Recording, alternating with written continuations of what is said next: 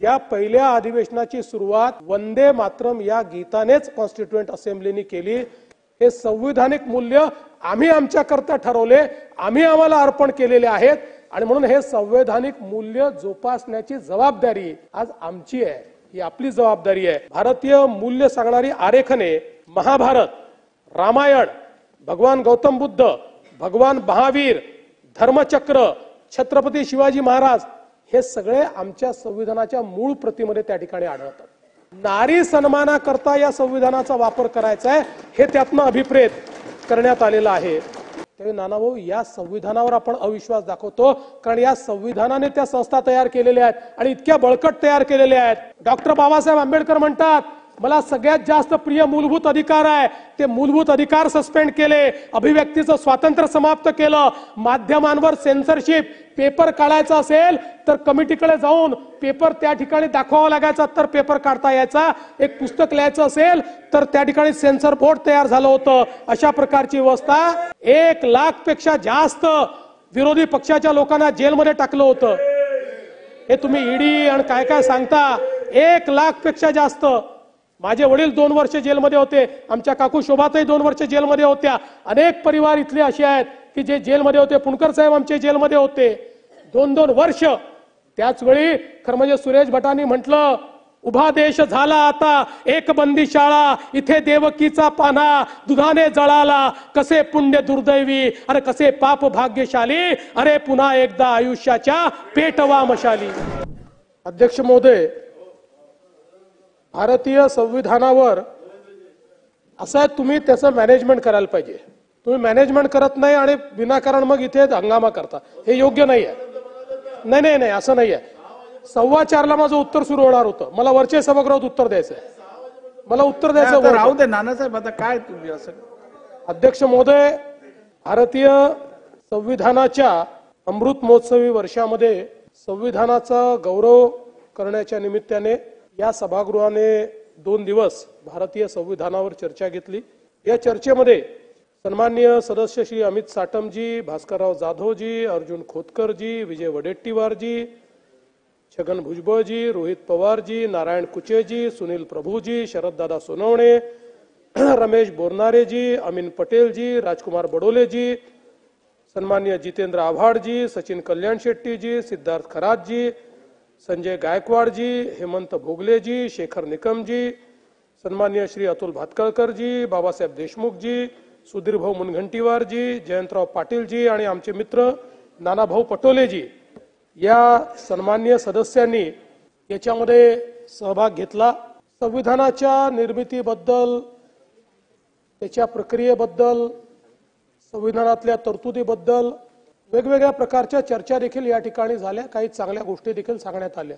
नानाभाऊंनी आताच आम्हाला सल्ला दिला, कोणी याच्यावर राजकीय भाषण करू नये।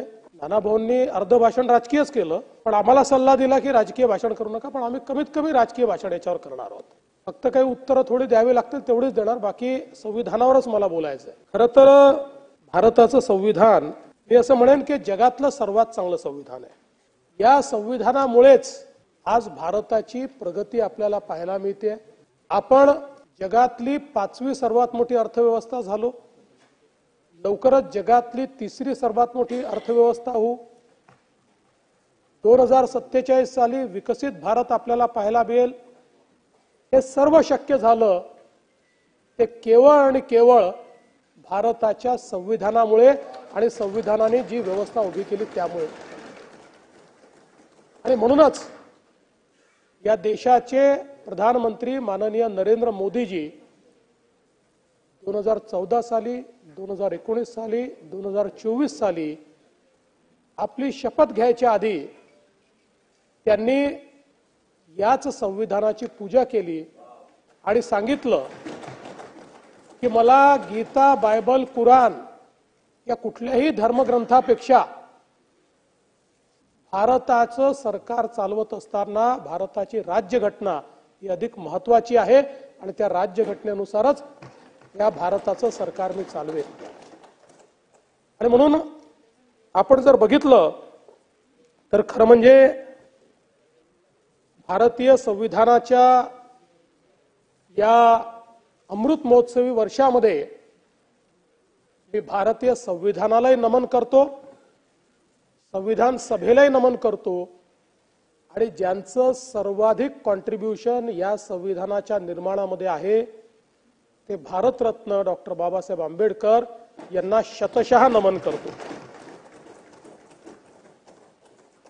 या संविधानाने सामाजिक, आर्थिक आणि राजकीय क्रांती आणली, पण हे बाबासाहेबांनी बनवलेलं असल्यामुळे ही रक्तविरहित क्रांती या ठिकाणी झाली की ज्यामुळे एक मोठं परिवर्तन आपल्याला पाहायला मिळालं। आणि म्हणूनच मी या निमित्ताने एवढंच सांगू इच्छितो की हे संविधान तयार करत असताना जी उच्च भारतीय मूल्य आहेत त्या मूल्यांचा विचार करून त्याच्यावर आधारित अशा प्रकारचं संविधान हे भारतरत्न डॉक्टर बाबासाहेब आंबेडकरांनी तयार केलं। आपल्याला कल्पना आहे 1946 मध्ये ज्यावेळी भारतीय स्वातंत्र्य चळवळ एका निर्णायकी अशा परिस्थितीमध्ये पोहोचली होती आणि इंग्रजांना लक्षात आलं की आता भारतीय ऐकण्याच्या मानसिकतेत नाहीत आणि आपण यांना सांभाळू देखील शकत नाही, अशा परिस्थितीमध्ये त्यांनी कॅबिनेट मिशन पाठवलं। या कॅबिनेट मिशन मध्ये 3 मंत्री होते, पेथिक लॅजवेन्स, स्टेफर्ड क्रिप्स आणि एव्ही अलेक्झांडर।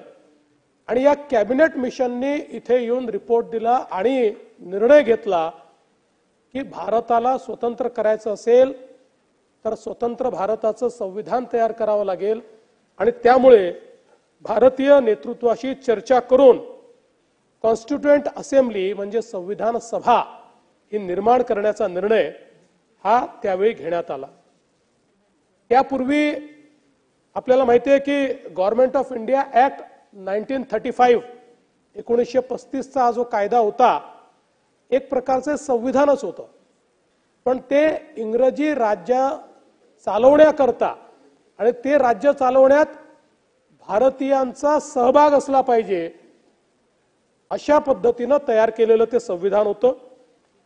अनेक लोक असं म्हणतात की हे संविधानच नंतर आपण पुढे संविधानामध्ये परिवर्तित केलं, पण हे सत्य नाही।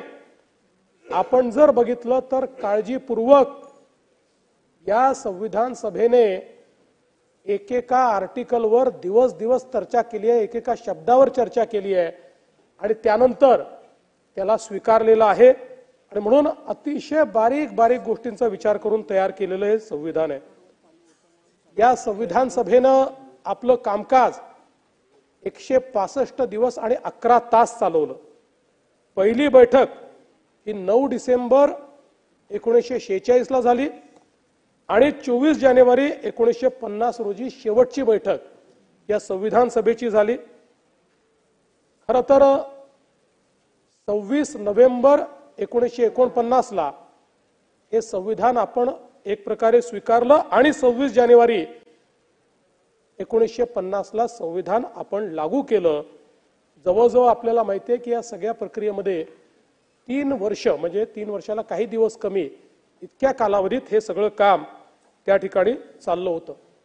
जगाच्या पाठीवर जेवढी संविधान आहेत त्या संविधानांमध्ये सर्वाधिक प्रदीर्घ काळ ज्या कॉन्स्टिट्यूएंट असेंब्लीने काम केलेलं आहे, ज्या संविधान सभेने काम केलेलं आहे ती ही भारताची संविधान सभा होती की ज्यांनी अशा प्रकारचं आपलं हे संविधान या ठिकाणी निर्माण केलं। या कॉन्स्टिट्यूएंट असेंब्लीमध्ये 389 सदस्य होते, त्यातले 292 सदस्य हे प्रोव्हिन्शियल असेंब्लीतनं निवडून आले होते, 93 सदस्य हे जे काही आपल्या संस्था होत्या त्या संस्थानिकांचे होते आणि 4 जण हे चीफ कमिशनर अशा नावाचे जे कॉन्स्टिट्युएन्सी ती त्यातनं निवडून आले होते। त्यानंतर आपल्याला कल्पना आहे की पाकिस्तान स्वतंत्र झाल्यानंतर पाकिस्तानची संविधान सभा वेगळी झाली आणि आपली संविधान सभा त्या ठिकाणी वेगळी झाली। खरं म्हणजे भारतरत्न डॉक्टर बाबासाहेब आंबेडकर पहिल्यांदा या संविधान सभेकरता मुंबईतनं निवडणूक लढले, त्यांना आपण निवडून येऊ दिलं नाही. मग ते बांगलादेशमध्ये त्यांच्याकरता, बांगलादेश नाही तेव्हा भारत अखंड होता, त्या ठिकाणी मंडल नावाचे एक निवडून आलेले प्रतिनिधी होते. त्यांनी डॉक्टर बाबासाहेब आंबेडकरांकरता आपली जागा रिकामी केली. डॉक्टर बाबासाहेब आंबेडकर त्या ठिकाणी निवडणूक लढले, पण दुर्दैवाने निवडून आले, पण दुर्दैवाने ती जी असेंब्ली आहे ती बांगलादेशमध्ये गेली, त्यांना ती सोडावी लागली आणि म्हणून पुन्हा इकडे येऊन आणि मग त्यांना नॉमिनेशन पद्धतीनं त्या ठिकाणी कॉन्स्टिट्युएंट असेंब्लीमध्ये जावं लागलं. हा इतिहास देखील आपण बघितलेला आहे. 9 डिसेंबर 1946 ला जेव्हा कॉन्स्टिट्युएंट असेंब्लीचं पहिलं अधिवेशन झालं, या पहिल्या अधिवेशनाची सुरुवात वंदे मातरम या गीतानेच कॉन्स्टिट्युएंट असेंब्लीने केली. त्यामुळे ही जी पद्धत आपल्याकडे आहे ही संविधान सभेपासूनची पद्धत आहे की वंदे मातरमने त्याची सुरुवात केली आणि आचार्य कृपलानी यांनी पहिलं भाषण या संविधान सभेमध्ये केलं होतं. या संविधान सभेने एक मसुदा लेखन समिती म्हणजे ड्राफ्टिंग कमिटी तयार केली आणि या ड्राफ्टिंग कमिटीचं नंतर चेअरमन पद हे भारतरत्न डॉक्टर बाबासाहेब आंबेडकरांकडे आलं आणि या कमिटीने 4 नोव्हेंबर 1948 रोजी अंतिम मसुदा त्या ठिकाणी सादर केला. खरं म्हणजे आपल्याला कल्पना आहे की या कमिटीमध्ये 7 जण होते. त्यातल्या कोणी राजीनामा दिला, कोणी वारलं, कोणी आजारी पडलं, कोणी बाहेर गेलं. त्यामुळे प्रॅक्टिकली आपण जर विचार केला तर एकट्या बाबासाहेब आंबेडकरांनी हा बहुतांश ड्राफ्ट तयार केला आणि तो संविधान सभेपुढे मांडलेला आहे. आणि म्हणूनच आपण ज्यावेळेस डॉक्टर बाबासाहेब आंबेडकरांना भारतीय संविधानाचे शिल्पकार म्हणतो, संविधान सभा तर 300 लोकांची होती, पण त्या संविधान सभेतलं सर्वात महत्वाचं काम ड्राफ्टिंगचं, ड्राफ्टिंग कमिटीचे चेअरमन म्हणून जे कार्य भारतरत्न डॉक्टर बाबासाहेब आंबेडकरांनी केलंय तितकं अद्वितीय आहे की त्यामुळेच ते भारतीय संविधानाचे शिल्पकार आहेत. माझी आत्मकथा या आत्मचरित्रामध्ये डॉक्टर बाबासाहेब आंबेडकर म्हणतात, घटना सभेत शिरतेवेळी अस्पृश्य समाजाचे हितसंबंध रक्षणाच्या पलीकडे कोणताही दुसरा हेतू माझ्या मनात नव्हता. घटना सभेतील अत्यंत महत्वाची कार्ये करण्यासाठी माझी निवड करण्यात येईल याची मला चुकून कल्पना देखील नव्हती. मसुदा कमिटीत मला घेण्यात आले तेव्हा आश्चर्य वाटले, पण मसुदा समितीचे अध्यक्ष पद जेव्हा मिळाले तेव्हा माझ्या आश्चर्याचा कळस झाला. देशाची सेवा करण्याची संधी मला मिळाली, त्याबद्दल मी आभार व्यक्त करतो. आणि आपण जर संपूर्ण संविधान बघितलं तर वंचितांचे हक्क त्या ठिकाणी अबाधित ठेवण्याकरता आलेल्या बाबासाहेबांनी या संविधानात केवळ वंचिताचा विचार केला नाही, तर भारतातल्या प्रत्येक व्यक्तीचा, प्रत्येक जातीचा, प्रत्येक धर्माचा, प्रत्येक भाषेचा, प्रत्येक संस्काराचा, प्रत्येक संस्कृतीचा विचार केला. आणि म्हणून एक अत्यंत सर्वसमावेशक अशा प्रकारचं हे संविधान आपल्याला त्या ठिकाणी बाबासाहेबांच्या माध्यमातून मिळालं. 1949 साली जे संविधान आपल्याला मिळालं आणि 50 साली जे आपण लागू केलं, त्यामध्ये सुरुवातीच्या काळामध्ये संविधानाची उद्देशिका होती. त्या उद्देशिकेमध्ये आपल्याला माहिती आहे की नंतर बरेच बदल झाले. 22 पार्टमध्ये हे संविधान होतं, 395 आर्टिकल होते आणि 8 शेड्यूल होते. आता याच्यामध्ये बदल झालेला आहे. आता 25 भाग झालेले आहेत, 448 आर्टिकल झालेले आहेत आणि 12 शेड्यूल याच्यामध्ये झालेले आहेत. जवळपास मसुद्याच्या वेळी संविधानामध्ये सगळ्यांनी मिळून 7635 सुधारणा सुचवल्या होत्या. त्यापैकी 2473 सुधारणा या टेबल झाल्या आणि स्वीकारण्यात आल्या. आणि म्हणूनच आता हे जे संविधान आहे, या संविधानामध्ये संविधान बनल्यानंतर 106 सुधारणा आपण केलेल्या आहेत आणि वेगवेगळ्या वेळी या सुधारणा झाल्या आहेत. याच्यामध्ये अलीकडच्या काळच्या ज्या महत्त्वाच्या सुधारणा आहेत त्यामध्ये 101वी सुधारणा ही जीएसटीची आहे, 102वी सुधारणा ओबीसी आयोगाला संवैधानिक दर्जा देण्याची आहे, 103वी सुधारणा आर्थिक मागास आरक्षणाची आहे, 104वी सुधारणा एससी एसटी करता संसद आणि विधानसभेतील जागांना मुदतवाढ देण्याची आहे, 105वी सुधारणा ही ओबीसी तयार करण्याचे अधिकार राज्यांना देण्याची आहे, 106वी सुधारणा महिलांना 33% संसदेत आणि विधानसभेत आरक्षण देण्याची आहे. मोदी साहेबांच्या काळात झालेल्या या सुधारणा जर आपण बघितल्या तर या देशाला दिशा देणाऱ्या अशा प्रकारच्या सुधारणा ज्या झालेल्या आपल्याला पाहायला मिळतात. भारतीय संविधानाचं जे हस्तलिखित तयार करण्यात आलं त्याच्यामध्ये जवळपास 90,000 शब्द आहेत. प्रेम बिहारी नारायण रायजादा यांनी कॅलिग्राफीने ते लिहिलेलं आहे. ही जी मूळ प्रत आहे हँड रिटन आहे, कॅलिग्राफीने लिहिलेली प्रत आहे. त्याकरता त्यांना 6 महिने लागले आणि नंदलाल बोस यांनी त्याच्या सजावटीचं काम केलंय. आणि सिंधू घाटीपासनं तर स्वातंत्र्याच्या चळवळीपर्यंत जे काही आपला इतिहास आहे या इतिहासाची आरेखनं ही या संविधानावर रेखाटलेली आपल्याला पाहायला मिळते. आणि ही जी मूळ प्रिंट आहे ही हेलियम केसमध्ये आजही संसदेच्या लायब्ररीत ठेवण्यात आलेली आहे. खरं तर हे संविधान आपण स्वीकारलं ते गुलामगिरीची मानसिकता तोडून भारतीयत्व स्वीकारण्याकरता हे संविधान आपण स्वीकारलं. ब्रिटिशांचा क्राऊन निघाला आणि त्याची जागा अशोक चक्राने घेतली. हा महत्वाचा बदल या संविधानाने या ठिकाणी केला. आणि भारतीय समाज हा वेगवेगळ्या संस्कृतींनी ओळखला जातो. विविधतेतील एकता हे भारतीय समाजाचं वैशिष्ट्य आहे. ते वैशिष्ट्य अधोरेखित करणारं हे संविधान आज आपल्याला या ठिकाणी पाहायला मिळतं. आणि म्हणूनच या निमित्ताने 1916 साली कोलंबिया विद्यापीठात एका अँथ्रोपोलॉजी सेमिनारमध्ये बोलत असताना भारतरत्न डॉक्टर बाबासाहेब आंबेडकर म्हणाले, it is a unity of culture that is the basis of homogeneity. Taking this for granted, I venture to say that there is no country that can rival the Indian peninsula with respect to the unity of its culture. It is not only a geographical unity, but it has over and above all a deeper and a much more fundamental unity. The indubitable cultural unity that covers the land from end to end.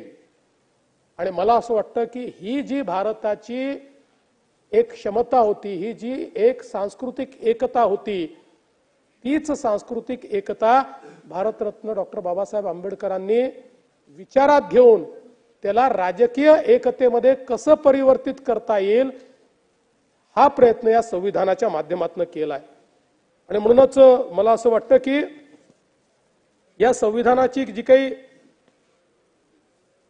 Rachana Bharat Ratna doctor Babasaheb आंबेडकरांनी केली आहे त्याच्यामध्ये आपलं जे समृद्ध राष्ट्रीय जीवन आहे त्या समृद्ध राष्ट्रीय जीवनाचं रिफ्लेक्शन त्यांनी करत असताना ज्या या समृद्ध राष्ट्रीय जीवनाला रूढी आणि परंपरा छेद घालत होत्या त्यांना संपवण्याचं काम देखील याच संविधानाच्या माध्यमातून त्यांनी केलं. आणि म्हणूनच मला असं वाटतं की आपल्याला या संविधानामध्ये सगळ्या गोष्टी पाहायला मिळतात.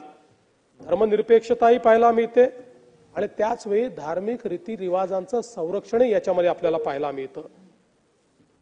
या संविधानामध्ये शाश्वत भारताचा आत्मा देखील आपल्याला पाहायला मिळतो आणि पर्यावरणाच्या प्रति शाश्वत दृष्टिकोन देखील याच संविधानामध्ये आपल्याला पाहायला मिळतो. मानवी जीवनाच्या मुक्तीचा जो काही क्षण आहे तिथपर्यंत मानवी जीवनात ज्या ज्या गोष्टी घडतात त्या प्रत्येक गोष्टीला डिग्निटी मिळाली पाहिजे अशा प्रकारचा प्रयत्न करणारं हे संविधान आपल्याला या ठिकाणी पाहायला मिळतं. खरं तर आपल्याला याची कल्पना आहे की भारत हा सांस्कृतिक दृष्ट्या नेहमी एक राहिलेला आहे. आपण जर भारताचा इतिहास बघितला तर राजे बदलले. अनेक वेळा जेव्हा भारत स्वतंत्र झाला तर 542 वेगवेगळ्या प्रकारच्या त्या ठिकाणी संस्थानं होती. ही संस्थानं ही राजकीय व्यवस्था होती, सांस्कृतिक व्यवस्था नव्हती. सांस्कृतिक व्यवस्थेत दक्षिणेपासून उत्तरेपर्यंत आणि पूर्वेपासून पश्चिमेपर्यंत भारत नेहमीच एक राहिला. आपल्या संस्कृती, आपल्या प्रथा, परंपरा, ते ज्याला सुप्रीम कोर्टाने हिंदू वे ऑफ लाईफ म्हटलेलं आहे, ज्याला सिंधू संस्कृती म्हटलेलं आहे. ही सिंधू संस्कृती, ही भारतीय जीवन पद्धती, राजकीय नेते बदलले, राजकीय राजे बदलले, अनेक वेळा खंडामध्ये भारताचं राजकीय नेतृत्व गेलं, पण समाज मात्र एक राहिला, त्यांच्या परंपरा एक राहिल्या, त्यांच्यातला पारस्परिक भाव एक राहिला. आणि म्हणूनच ही जी काही सांस्कृतिक एकता होती, ही सांस्कृतिक एकता ज्यावेळेस या देशावर राजकीय अशा प्रकारची व्यवस्था तयार करायची आहे, गव्हर्नन्सची व्यवस्था तयार करायची आहे, त्यावेळी त्या गव्हर्नन्समध्ये आपण एकसंघ कसे राहू शकू याचा विचार करणारं अशा प्रकारचं हे संविधान आपल्याला पाहायला मिळतं. आणि म्हणूनच याच्यातली सगळ्यात महत्वाची काय असेल तर या संविधानाची उद्देशिका आहे. जी उद्देशिका अगदी कमी शब्दामध्ये भारताची नीती काय आहे, भारताचा विचार काय आहे, भारत कशा पद्धतीने चालला पाहिजे आपल्याला सांगते. आणि ती संवैधानिक उद्देशिका ही भारतरत्न डॉक्टर बाबासाहेब आंबेडकर सांगत नाहीयेत, ही भारताची लोकसभा किंवा संसदही सांगत नाही आहे. हे कोण सांगताय? ही उद्देशिका सांगते आम्ही भारताचे लोक. ही उद्देशिका आपली आहे, भारताच्या लोकांची उद्देशिका आहे.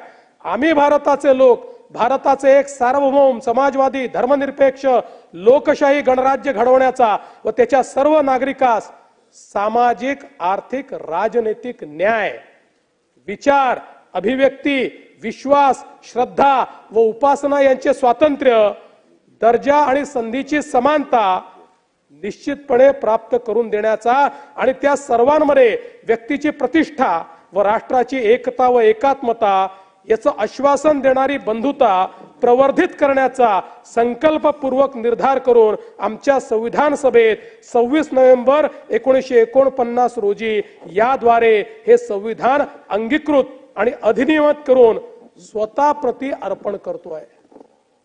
म्हणजे या सगळ्या ज्या कॉन्स्टिट्यूशनल व्हॅल्यूज आहेत, हे जे संविधानिक मूल्य आहे, हे संविधानिक मूल्य आम्ही आमच्या करता ठरवले, आम्ही आम्हाला अर्पण केलेले आहेत.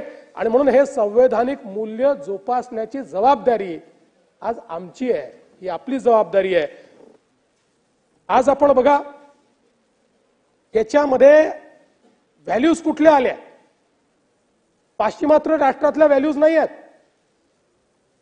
या संविधानामध्ये सर्वाधिक जोर जर भारतरत्न डॉक्टर बाबासाहेब आंबेडकरांनी दिला असेल तर तो बंधुतेवर दिलाय. बंधुता आपण बघा ठिकठिकाणी बंधुता हा शब्द आपल्याला, फ्रॅटर्निटी हा शब्द आपल्याला पाहायला मिळतो.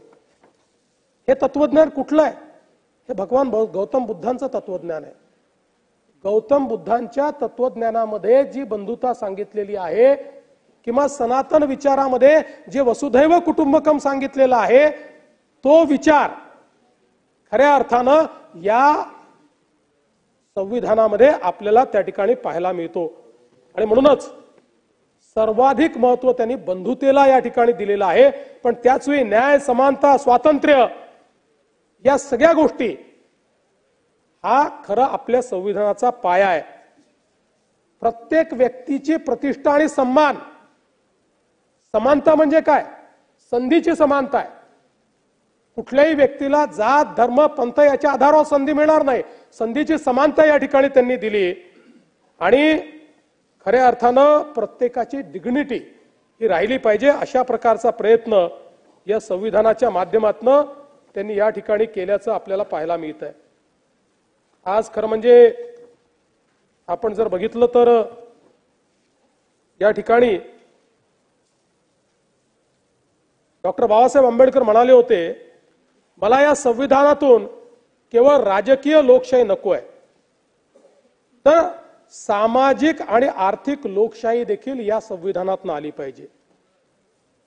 आणि हे तत्व मी फ्रेंच चळवळीतनं घेतलेलं नाही, तर भगवान गौतम बुद्धांच्या तत्वज्ञानातनं घेतलेलं आहे, हे या ठिकाणी त्यांनी सांगितलं. आपण जर बघितलं, जसं मी आधी सांगितलं की नंदलाल बोस यांनी भारतीय संविधानाच्या मूळ हस्तलिखित प्रतीचं सुशोभीकरणाचं काम केलं. त्याच्यामध्ये सुशोभीकरण कसं करण्यात आलेलं आहे? भारतीय कला, भारतीय संस्कृती, भारतीय मूल्य सांगणारी आरेखने, महाभारत, रामायण, भगवान गौतम बुद्ध, भगवान महावीर, धर्मचक्र, छत्रपती शिवाजी महाराज, हे सगळे आमच्या संविधानाच्या मूळ प्रतीमध्ये त्या ठिकाणी आढळतात. संविधानाच्या मूळ प्रतीत आढळतात. म्हणजे हे सगळं वापरत असताना त्याच्या पाठीमागचा हेतू काय आहे? केवळ सुशोभीकरण हा त्याचा उद्देश नाही आहे, तर भारतीय संस्कृती आणि भारतीय पारंपरिक ज्ञान या दोन गोष्टीचा सन्मान करणारं हे संविधान आहे. हे कोणाकडनं उचलेगिरी करून आणलेलं नाही आहे, तर यातलं मूळ तत्व हे आमचं आहे. आणि म्हणून याच्यामध्ये शिंग असलेला बैल हे सिंधू संस्कृतीचं त्या ठिकाणी एक प्रकारचं दर्शन घडवतो, कारण त्याचा सिंबॉल हे शिंग असलेला बैल आहे. मोंजोदाडोची आपली जी प्राचीन परंपरा आहे ती याच्यामध्ये पाहायला मिळते. गुरुकुलची चित्र ही एक संपन्न शैक्षणिक परंपरा या संविधानात दाखवते. लंकेतनं सीतेची सुटका देखील या संविधानाच्या मूळ प्रतीमध्ये दाखवलेली आहे, आणि ती याकरता दाखवलेली आहे की त्यातनं आम्हाला नारी सन्मानाकरता या संविधानाचा वापर करायचा आहे, हे त्यातनं अभिप्रेत करण्यात आलेलं आहे. आणि जिथे डायरेक्टिव्ह प्रिन्सिपल्स ऑफ स्टेट पॉलिसीचा चॅप्टर आहे, तिथे गीतोपदेश, गीतेचा उपदेश देखील याच संविधानात दाखवण्यात आलेला आहे. आणि म्हणून या तत्वांवर उभं राहिलेलं हे संविधान आहे. या संविधानानं आपल्याला दिलेली सगळ्यात मोठी जर कुठली ठेव असेल तर ती लोकशाही आहे. आणि ही लोकशाही, जेव्हा आपण रामराज्याची चर्चा करतो, महात्मा गांधी नेहमी म्हणायचे की आपल्याला रामराज्य आणायचंय. रामराज्य आणायचा अर्थ काय आहे?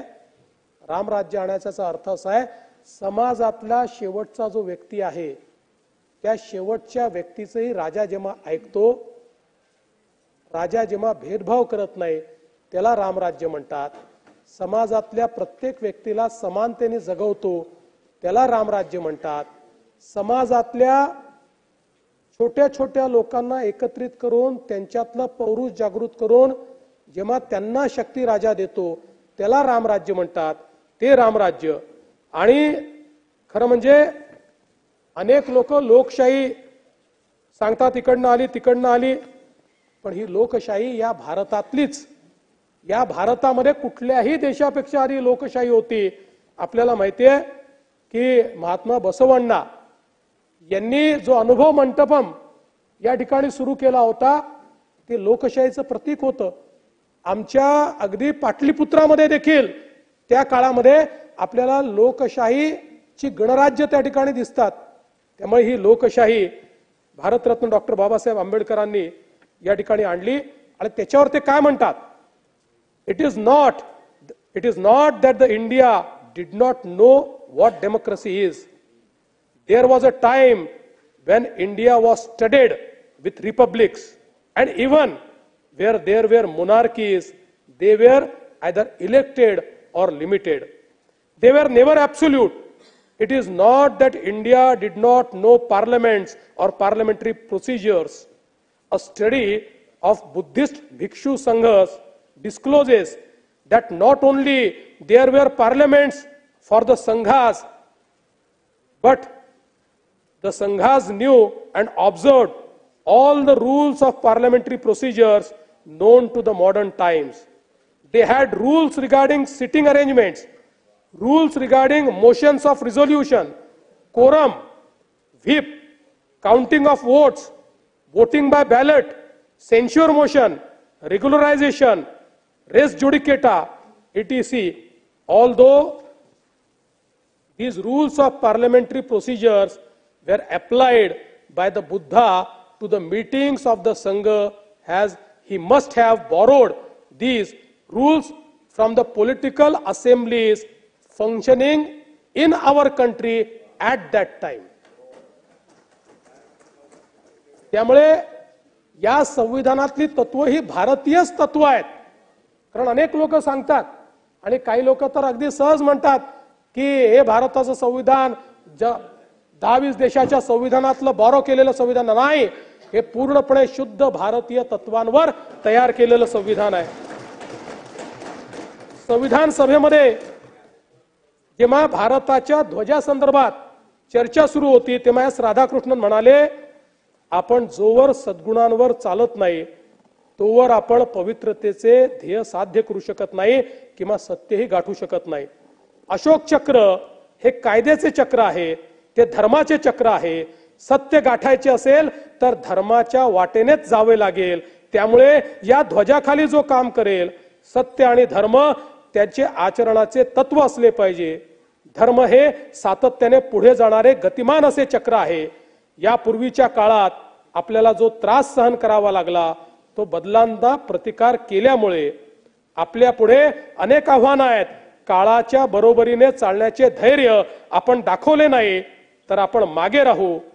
जात, अस्पृश्यता हे जोपर्यंत आपण त्यागत नाही तोवर आपण सत्य आणि सद्गुणांचा वारसा सांगू शकत नाही. हे चक्र आपल्याला हेच सांगते की एका ठिकाणी थांबलो तर मृत्यू आहे. ते चक्र सतत फिरत राहिले तर तिथेच जीवन आहे. आणि मला असं वाटतं यानंतर आपण हे अशोक चक्र आपल्या ध्वजावर त्या ठिकाणी स्वीकारलेलं आहे. आणि ही जी भारतीय जीवन पद्धती आहे, ही पद्धती देखील या ठिकाणी संविधानाचा आत्मा आहे. आणि म्हणूनच ही जी काही जीवन पद्धती आहे, या पद्धतीला त्या ठिकाणी स्थान दिल्यामुळे अनेकांना ते खुपलं. आणि आपल्या अंतिम भाषणामध्ये भारतरत्न डॉक्टर बाबासाहेब आंबेडकर असं म्हणाले, विशेषतः कम्युनिस्ट पार्टी आणि समाजवादी पार्टीच्या संदर्भात, की दोन घटकांनी या संविधानावर टीका केली. एक कम्युनिस्ट पार्टी आणि दुसरी समाजवादी पार्टी. ते का टीका करतात? हे संविधान खरोखरच वाईट आहे म्हणून? मी स्पष्टपणे सांगेन की असे नाही. कम्युनिस्टांना या संविधानातून हुकुमशाही अपेक्षित होती, पण आपले संविधान सांसदीय लोकशाहीचा पुरस्कार करते म्हणून ते टीका करतात. समाजवाद्यांना दोन गोष्टी हव्या होत्या. त्यांना खासगी मालमत्तेचे राष्ट्रीयकरण किंवा सामाजिकीकरण हवे होते, तेही कोणती नुकसान भरपाई न देता. आणि दुसरी गोष्ट म्हणजे त्यांना संविधानातील मूलभूत अधिकार परिपूर्ण आणि कोणत्याही मर्यादेशिवाय हवे होते. कारण त्यांचा पक्ष सत्तेत येऊच शकला नाही तर राज्य उलथवून टाकण्याचे स्वातंत्र्य त्यांना मिळेल, आणि म्हणून त्यांनी या ठिकाणी विरोध केला. नाना भाऊ, हीच परिस्थिती आता आहे. हो, तुम्ही बघा काय याच्यापेक्षा वेगळं चाललेलं आहे. देशाच्या सर्व संस्थांना त्या ठिकाणी कलंकित करायचं, त्याच्यावर बोटं उचलायची, त्या संस्थांना एक प्रकारे अराजकाकडे न्यायचं, हे जे काही चाललेलं आहे की आपल्याला सत्तेत येता येत नाही तर अशा पद्धतीनं देशाच्या संस्था बदनाम करायच्या. या संस्था जेव्हा आपण बदनाम करतो त्यावेळी नानाभाऊ या संविधानावर आपण अविश्वास दाखवतो. कारण या संविधानाने त्या संस्था तयार केलेल्या आहेत आणि इतक्या बळकट तयार केलेल्या आहेत की कोणीही या संस्था तोडू शकणार नाही, मोडू शकणार नाही. मी पुढे सांगणार आहे कशा प्रकारे मोडण्या तोडण्याचा प्रयत्न केला तरीही या संविधानानं त्या संस्थांना कोणाला हात लावू दिला नाही. त्यामुळे कोणीही जन्माला आलं तरीही या संविधानाने तयार केलेल्या संस्था त्याचं काही वाकडं होऊ शकत नाही, हे आपण लक्षात घेतलं पाहिजे.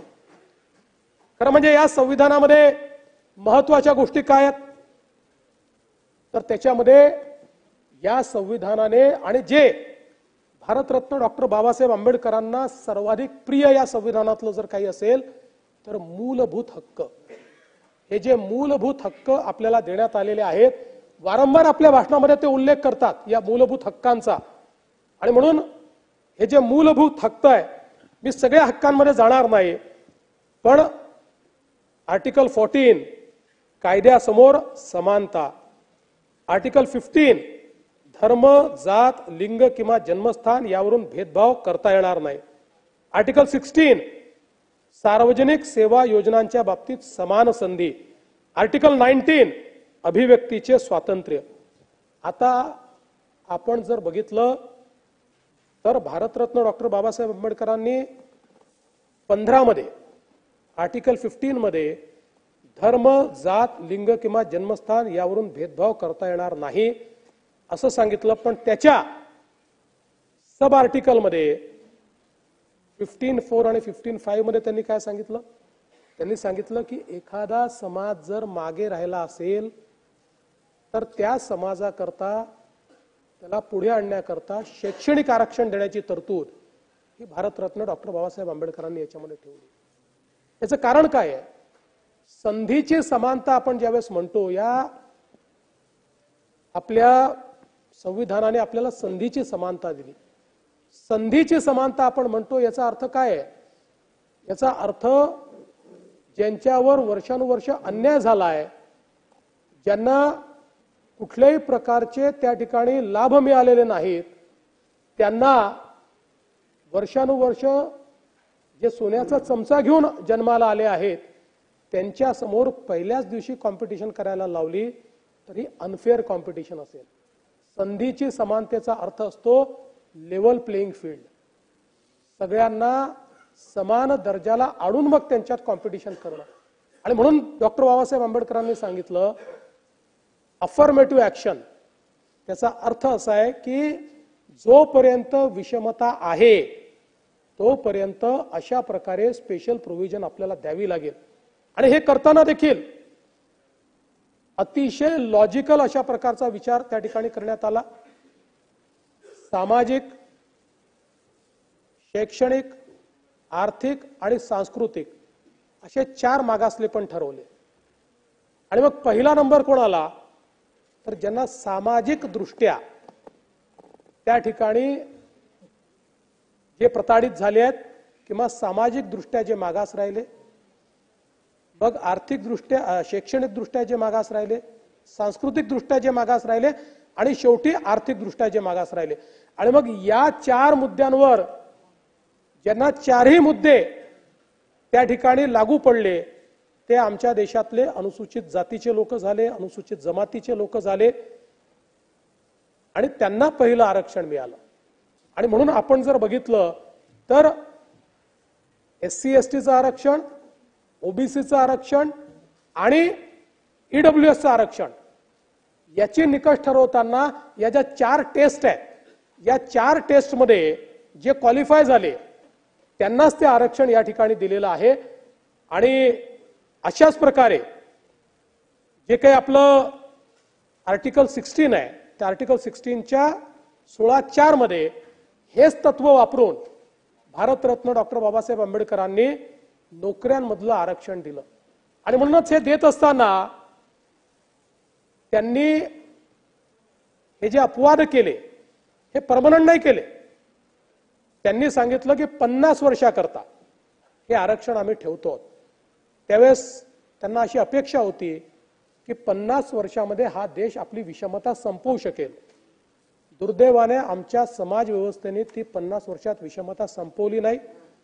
त्यामुळे पहिल्यांदा अटल बिहारी वाजपेयीजींच्या सरकारमध्ये त्याला मुदतवाढ देण्यात आली, नंतर मोदीजींच्या सरकारमध्ये त्याला मुदतवाढ देण्यात आली. आणि जोपर्यंत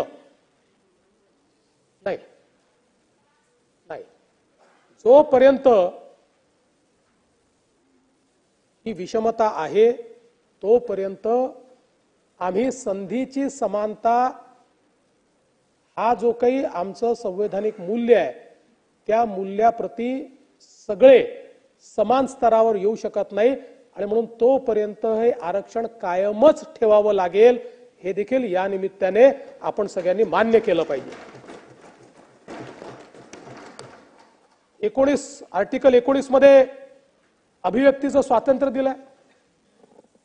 माझा एक मित्र परदेशात गेला आणि परदेशात गेल्यावर त्यांनी सांगितलं आमच्याकडे अभिव्यक्तीचं स्वातंत्र्य आहे, आम्ही चौकात उभं राहून देशाच्या पंतप्रधानाबद्दल देखील बोलू शकतो, आमच्याकडे काही अडचण नाही आहे. समोरच्याने त्याला अतिशय मजेशीर उत्तर दिलं. तो असं म्हणाला, in our country we have total freedom of speech but we do not guarantee freedom after the speech.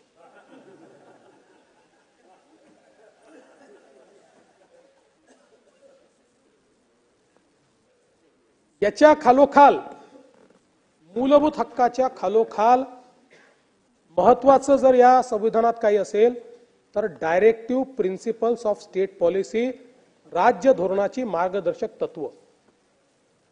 आता ही राज्य धोरणाची जी मार्गदर्शक तत्व आहेत, अनेक तत्व आहेत, पण सातत्याने टीका होते किंवा वेगवेगळे अर्थ काढले जातात. म्हणून दोनच मार्गदर्शक तत्व मी या ठिकाणी सांगणार आहेत. त्यातलं पहिलं तत्व काय आहे? पहिलं तत्व आहे समान नागरी कायदा, uniform civil code. Bharat Ratna doctor Babasaheb आंबेडकरांनी डायरेक्टिव्ह प्रिन्सिपल ऑफ स्टेट पॉलिसीच्या कलम 44 मध्ये प्रत्येक राज्यावर ही जबाबदारी टाकली आहे की त्या राज्याने युनिफॉर्म सिव्हिल कोड आणला पाहिजे, समान नागरी कायदा आणला पाहिजे. नागरिकांना भारताच्या राज्य क्षेत्रात सर्वत्र एकरूप समान नागरी संहिता लाभावी यासाठी राज्य प्रयत्नशील राहील. हा समान नागरी कायदा आहे. दुसरं कलम काय आहे? कलम 48. त्याच्यामध्ये कृषी व पशुसंवर्धन याची सुसूत्र व्यवस्था लावणे, आधुनिक व शास्त्रीय रीतीने कृषी व पशुसंवर्धन याची सुसूत्र व्यवस्था लावण्यासाठी राज्य प्रयत्नशील राहील. आणि विशेषतः गाई व वासरे, इतर दुभती व झुपण्याची गुरे यांच्या जातीचे जतन करणे व त्या सुधारणे, तसेच त्यांच्या कत्तलीस मनाई करणे याकरता उपाययोजना करेल. हे तत्व जे आहे, भारतरत्न डॉक्टर बाबासाहेब, आपण जो संपूर्ण गोवंश हत्या बंदीचा कायदा केला, हा कायदा भारतरत्न डॉक्टर बाबासाहेब आंबेडकरांनी आपल्या राज्याला किंवा प्रत्येक राज्याला या देशातल्या तशा प्रकारचा डायरेक्टिव्ह दिला. ही आपली जबाबदारी आहे. जर एखाद्या राज्याने केला नसेल तर ती जबाबदारी त्या राज्याने ती पार पाडलेली नाही आहे. आणि म्हणून मला असं वाटतं की ज्यावेळेस याच्यावर टीका केली जाते त्यावेळेस त्यांनी संविधानच वाचलेलं नाही. हा अतिशय महत्वाचा विषय यामध्ये आपल्याला पाहायला मिळतो. अनेक गोष्टी आहेत, मी सगळ्या गोष्टींमध्ये जाणार नाही. एक महत्वाचं टूल डॉक्टर बाबासाहेब आंबेडकरांनी आपल्याला दिला आणि तो म्हणजे writ jurisdiction. Doctor Babasaheb Ambedkar असं म्हणतात की या घटनेचे एखादे कलम माझ्या हृदयाच्या जवळ असेल तर ते म्हणजे कलम 32. या कलमाप्रमाणे कोणत्याही मूलभूत हक्काची पायमल्ली झाली तर कोणत्याही नागरिकाला थेट सुप्रीम कोर्टात किंवा हायकोर्टात दाद मागता येईल. रिट ज्युरिस्डिक्शन ही एक अशी व्यवस्था उभी केली की ज्याच्यामध्ये जर मूलभूत अधिकाराचं हनन झालं असेल तर खालचं न्यायालय, त्याच्यावरचं न्यायालय, त्याच्यावरचं न्यायालय, काही नाही.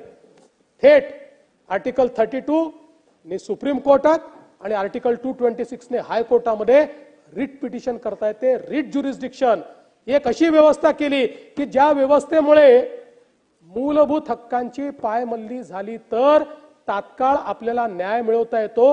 आणि आज आपण पाहतो की हायकोर्टात आणि सुप्रीम कोर्टात जाण्याकरता याच रिट ज्युरिस्डिक्शनचा आज आपण सगळे या ठिकाणी उपयोग करतो.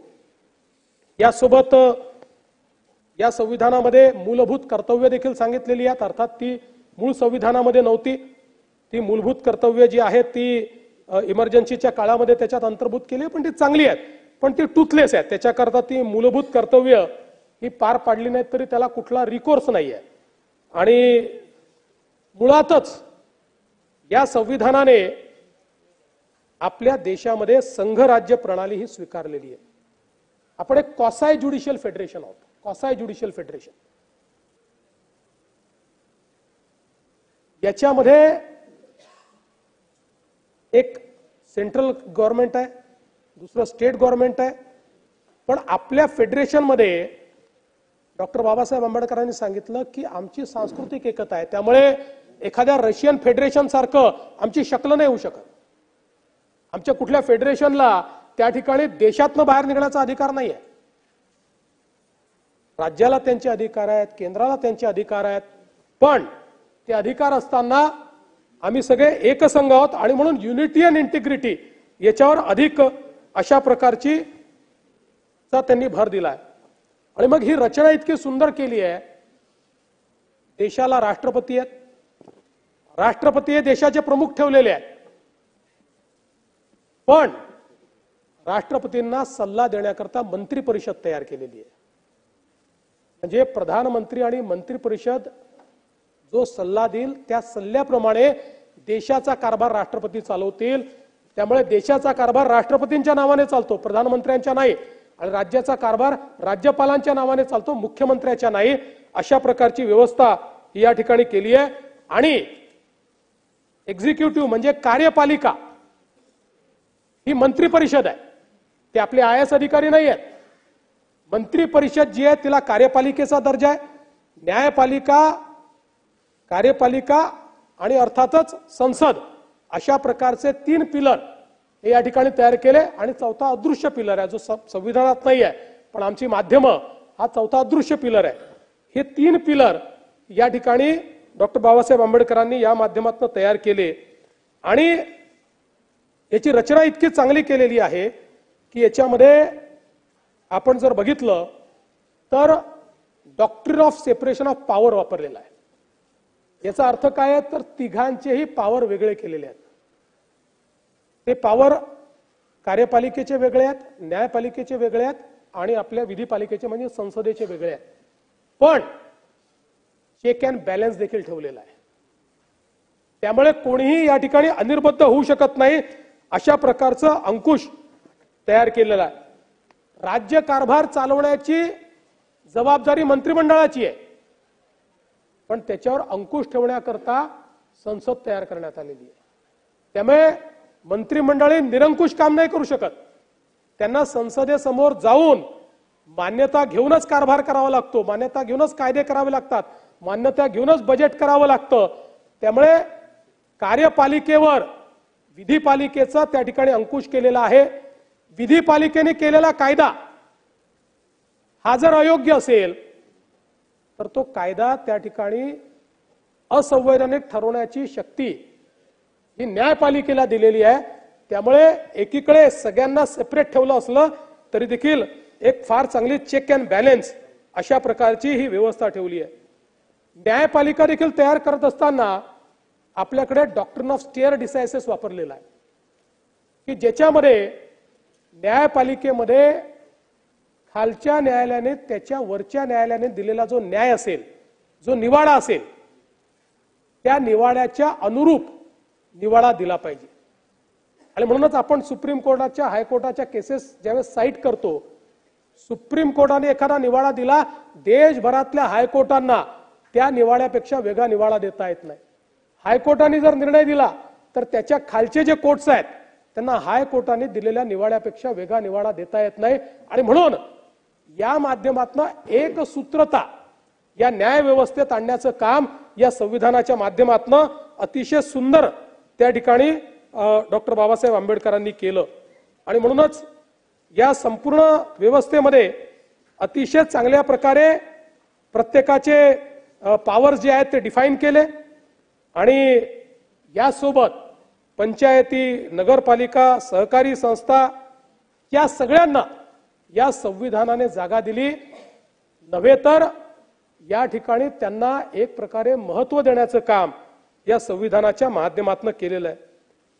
आपल्याकडे आपण कॉपरेटिव्ह फेडरलिझम म्हणतो. मग अशी आमचे नानाभाऊ जीएसटीच्या बद्दल बोलत होते. नानाभाऊ, कॉपरेटिव्ह फेडरलिझम मधलं सगळ्यात महत्त्वाचं उदाहरण काय असेल तर जीएसटी आहे. याचं कारण काय आहे तर एक देश एक कर आपण केला. हा कर करताना कायदा केंद्राने केला तरी 2/3 राज्यांनी तो रेटिफाय केला आणि सगळ्या राज्यांनी एकत्रित येऊन त्याची काउन्सिल तयार केली. आणि या काउन्सिलमध्ये व्यवस्था कशी आहे, राज्यांनाही तेवढीच मत आहेत आणि केंद्रालाही तेवढीच मत आहेत. त्यामुळे मुळामध्ये राज्याच्या परवानगीशिवाय जीएसटी काउन्सिलमध्ये केंद्र काही करू शकत नाही. दादा अनेक वेळा गेले असतील जीएसटी काउन्सिलमध्ये, राज्यच जीएसटी काउन्सिल चालवतात. आणि आपण जे त्यात पगाशी सांगत होतात, आपण त्या काळात राजकारण केलं नाना भाऊ. ते जीएसटीचे पैसे नव्हते. केंद्र सरकारने जर तुमचा जीएसटी कमी आला तर आम्ही भरपाई देऊ, अशा पद्धतीचे जे पैसे होते ते देशभरामध्ये त्या काळात कोविडमध्ये केंद्राचे पैसे कमी होते म्हणून उशिरा येत होते. पण त्याही काळात आपण बघितलं तर सर्वाधिक पैसा महाराष्ट्राच केंद्र सरकारने दिला होता. पण काही हरकत नाही, त्या संदर्भात आता आपल्याला राजकारण बोलायचं नाही, त्याच्यामुळे त्याच्यात मी जास्त जाणार नाही. पण हे कॉपरेटिव्ह फेडरलिझम हे खरं तर आपल्याला या ठिकाणी पाहायला मिळतं. आज आपण बघितलं तर अनेक, म्हणजे तुम्ही विचार करा की किती दूरदृष्टी होती भारतरत्न डॉक्टर बाबासाहेब आंबेडकरांकडे. त्यांनी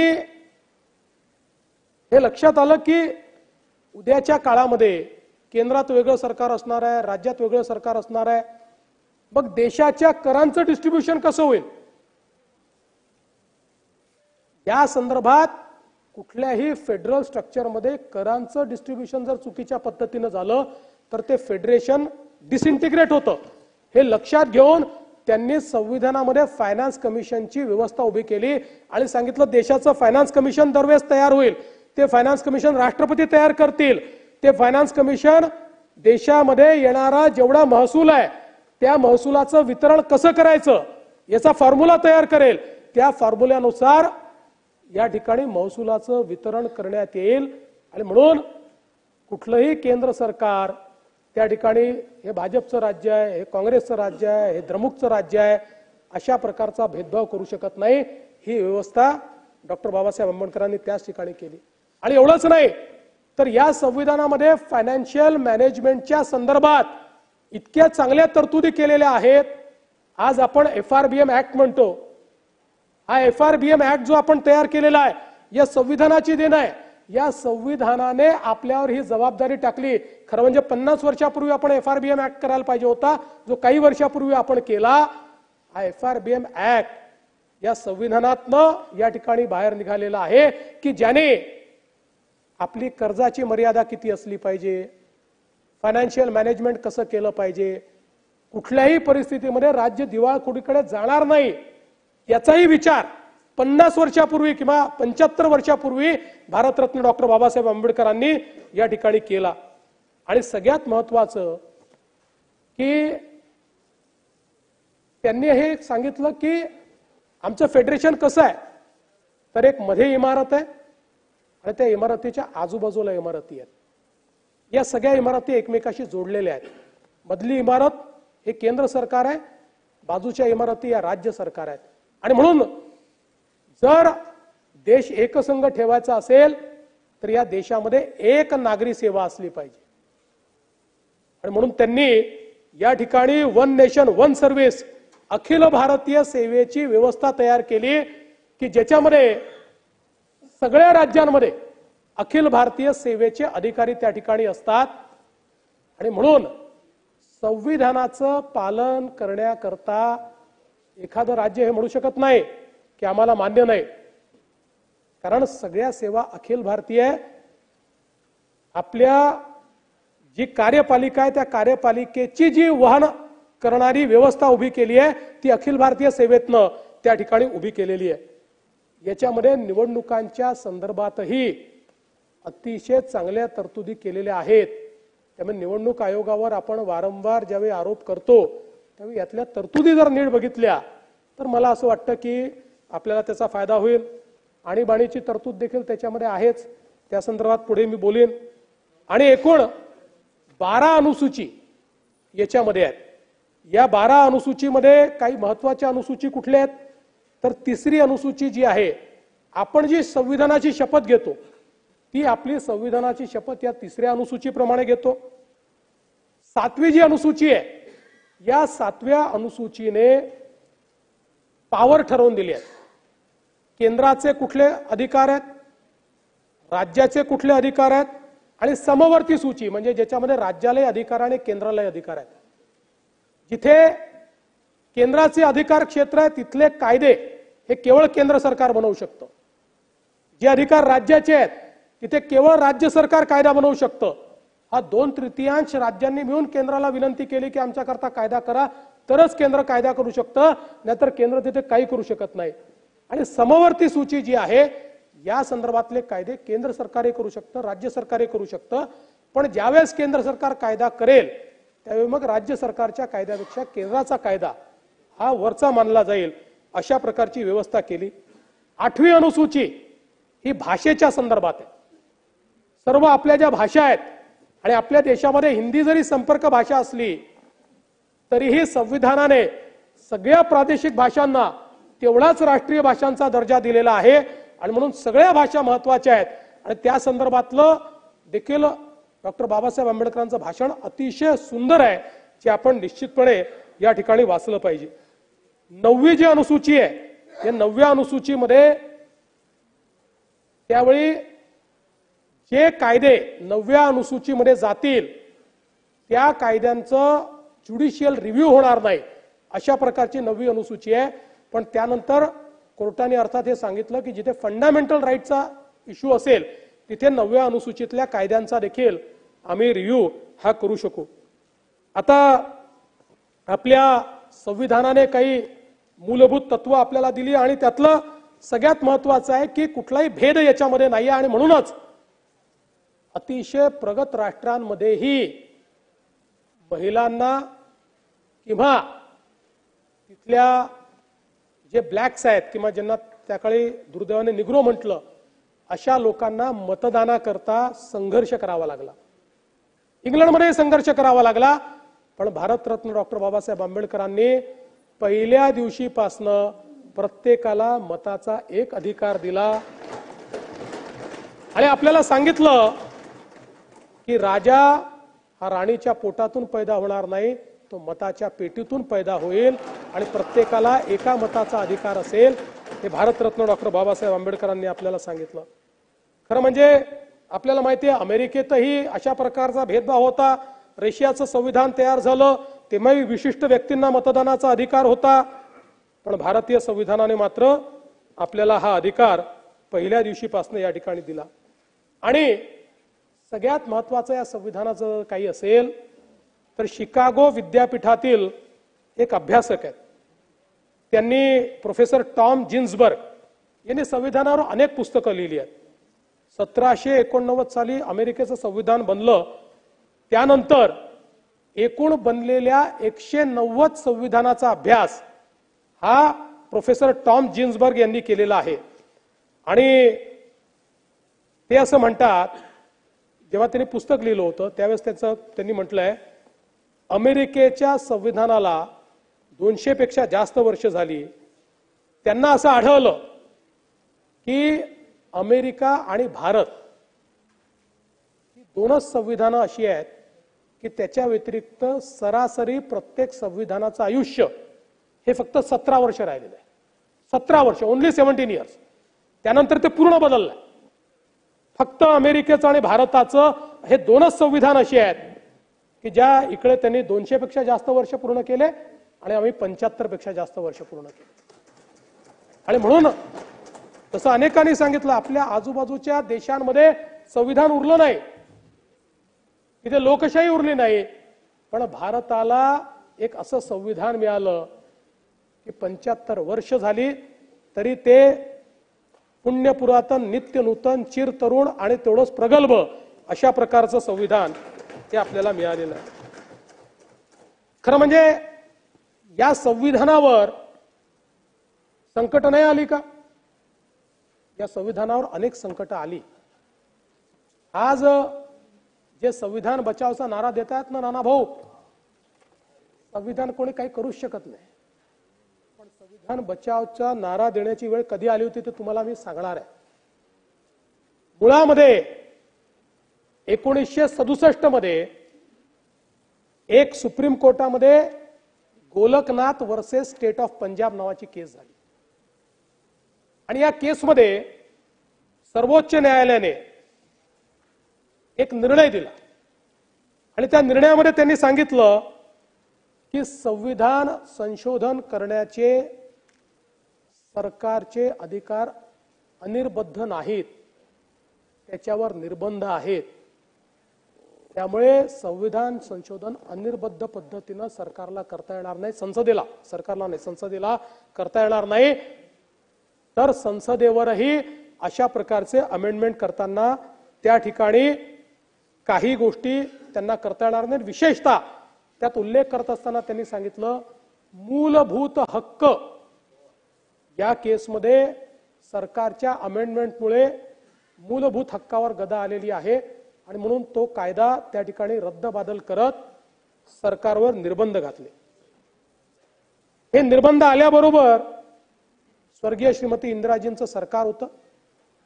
त्या सरकारने सांगितलं की नाही, आम्ही न्यायालयापेक्षा सुप्रीम आहोत आणि 24वी घटना दुरुस्ती केली आणि 24व्या घटना दुरुस्तीमध्ये त्या ठिकाणी सांगितलं की पार्लमेंटला ऍब्सोल्यूट पॉवर आहे, अनिर्बद्ध अधिकार आहे. आम्ही या संविधानाचा कुठल्याही प्रकारे बदल करू शकतो, कुठल्याही संविधानाच्या आर्टिकलमध्ये पाहिजे तो बदल आम्ही करू शकतो. म्हणजे गोलकनाथच्या केसमध्ये जे सर्वोच्च न्यायालयाने या ठिकाणी निर्णय दिला होता तो त्यावेळच्या इंदिराजीच्या सरकारने पूर्णपणे उलट केला आणि सगळे अधिकार हे पार्लमेंट करू शकते, सरकार करू शकते, अशा प्रकारे त्यांनी केलं. त्याचवेळी 24व्या घटना दुरुस्तीनंतर पुन्हा 26वी घटना दुरुस्ती केली आणि त्यातही सांगितलं की सगळे अधिकार हे पार्लमेंटचे आहेत, संविधानाचं कुठलंही कलम हे आम्ही त्या ठिकाणी रद्द करू शकतो. या 24व्या घटना दुरुस्तीला Keshavananda Bharati versus state of Kerala याच्यामध्ये त्याला हे जे संशोधन झालं होतं त्याला अपीलमध्ये चॅलेंज करण्यात आलं. 13 जजेसचा बेंच बसला, 13 जजेसचा, 13 जजेस आणि 13 जजेसनी त्या ठिकाणी 7 एकीकडे झाले आणि 6 एकीकडे झाले. आणि या 7 जजेसनी या ठिकाणी सांगितलं, पहिल्यांदा बेसिक स्ट्रक्चरची डॉक्ट्रिन आणली आणि त्यांनी सांगितलं की हो, पार्लमेंटला संविधानामध्ये बदल करण्याचा अधिकार आहे, पण या संविधानाचं एक बेसिक स्ट्रक्चर आहे, या बेसिक स्ट्रक्चरला हात लावण्याचा पार्लमेंटला अधिकार नाही. आणि अशा प्रकारे त्या ठिकाणी हे जे काही स्वर्गीय श्रीमती इंदिराजींनी 24 आणि 26वी घटना दुरुस्ती केली होती ती पूर्णपणे रद्दबादल केली आणि एक प्रकारे पुन्हा एकदा सुप्रीमसी त्या ठिकाणी ही एस्टॅब्लिश केली. पण आपण आम्हाला सांगत होतात हे जज ते जज, म्हणून आपल्या माहिती करता सांगतो, जे 6 जजेस होते ज्यांनी असं म्हटलं होतं की नाही ही 24वी घटना दुरुस्तीच बरोबर आहे, त्यातले जे मुख्य जज होते A.N. रॉय, या A.N. रॉयना त्या काळामध्ये इंदिराजीच्या सरकारने सुप्रीम कोर्टातल्या 3 वरिष्ठ जजेसला डावलून त्यांना सुप्रीम कोर्टाचं चीफ जस्टिस केलं. कारण काय, तर त्यांच्या बाजूने डिसेंट नोट दिली होती. म्हणजे जे आता तुम्ही न्यायालयाचं सांगताय ना, यापेक्षा ग्लेअरिंग एक्झाम्पल काय आहे, देशाच्या इतिहासामध्ये 2च वेळा असं झालंय आणि 2 वेळा त्याच काळात झालाय की सर्वोच्च न्यायालयामध्ये 3 न्यायाधीश यांना डावलून आणि त्यांना त्या ठिकाणी केलं. आपल्याला माहिती आहे यानंतर 1971चं युद्ध झालं, 72ला इंदिराजी प्रचंड मताने जिंकून आल्या, 353 जागा वगैरे मिळाल्या, 408च त्यावेळेस असायचे, 508 पैकी 353 जागा मिळाल्या. पण त्यांच्या विरुद्ध लढलेले जे राजनारायण होते यांनी स्वर्गीय श्रीमती इंदिराजींच्या इलेक्शनला चॅलेंज केलं आणि त्यांनी इलेक्टोरल करप्शन याच्यामध्ये झालेलं आहे. सरकारी अधिकाऱ्यांना निवडणूक प्रमुख बनवलेलं आहे, सरकारी मशिनरी वापरलेली आहे, अशा विविध गोष्टींचा त्या ठिकाणी उल्लेख केला आणि हायकोर्टामध्ये ती केस चालली, साक्षी पुरावे झाले, देशाच्या पंतप्रधानांनाही हायकोर्टात जावं लागलं आणि 12 जून 1975ला जस्टिस जगमोहन अलाहाबाद हायकोर्टचे यांनी स्वर्गीय श्रीमती इंदिराजींची निवडणूक रद्द केली आणि 6 वर्षाची बंदी इंदिराजींवर निवडणूक लढण्याकरता घातली. त्याच्यावर इंदिराजी सर्वोच्च न्यायालयात गेल्या. तिथे जस्टिस के.व्ही. कृष्णा अय्यर होते. त्यांनी 12च दिवसांनी 14 जूनला निकाल दिला आणि त्याच्यामध्ये सांगितलं की अलाहाबाद हायकोर्टाचा निकाल प्रथम दर्शनी आम्हाला योग्य वाटतो, त्यामुळे आम्ही त्याच्यावर स्टे करणार नाही, पण अंतिम निर्णय होतपर्यंत इंदिराजी सभागृहाच्या सदस्य राहतील, तद्वतच प्रधानमंत्री राहतील, पण सभागृहाच्या वोटिंगमध्ये किंवा कामकाजात त्यांना सहभागी होता येणार नाही. अशा प्रकारचा त्यांनी निकाल दिला. हा निकाल कधी दिला? 24 जून 1975 आणि त्याच्या दुसऱ्याच दिवशी 25 जून 1975ला इमर्जन्सी लागली. या देशामध्ये सुप्रीम कोर्टाने निकाल दिल्यानंतर तो मान्य नाही.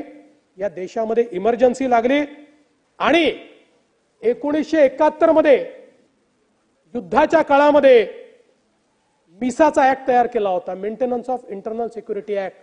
नाना भाऊ, तुम्ही नाही, आमचे जयंतराव मगाशी म्हणाले ना की आपण जो एक कायदा तयार केला, जो जॉईंट सिलेक्ट कमिटीकडे आहे, तपासून घ्या तो कायदा. कुठल्याही मूलभूत अधिकाराचं एवढे हनन होत असेल तर मी कायदा परत घेईल. पण हा जो कायदा होता ना मिसा, कुठलाच मूलभूत अधिकार नाही, नो स्क्रुटिनी, नथिंग. मला वाटलं जितेंद्र आव्हाडांना आत्ताच्या आत्ता जेलमध्ये टाकायचं आहे, तर तेव्हा टाकू शकत होतो, आता नाही.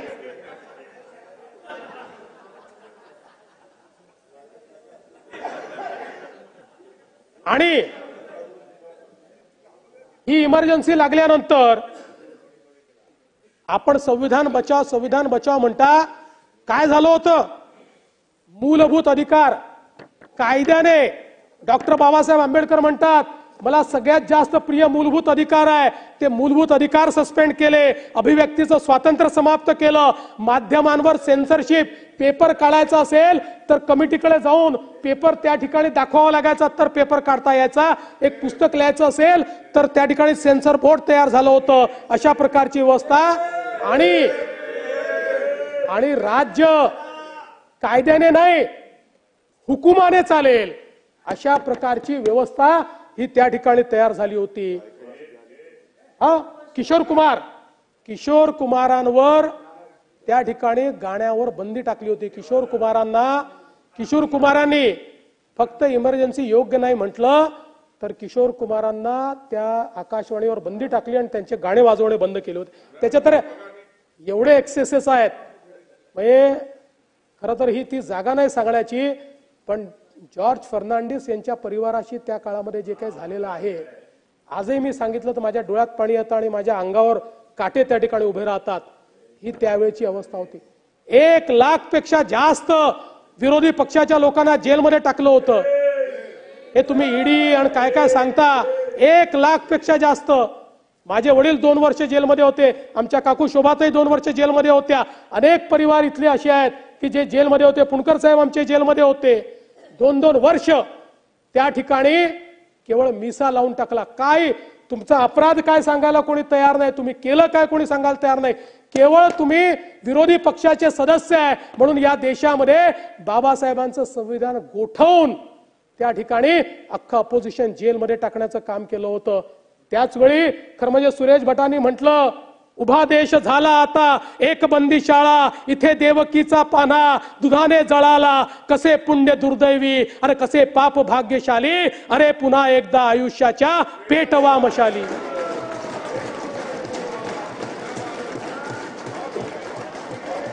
आणि एवढं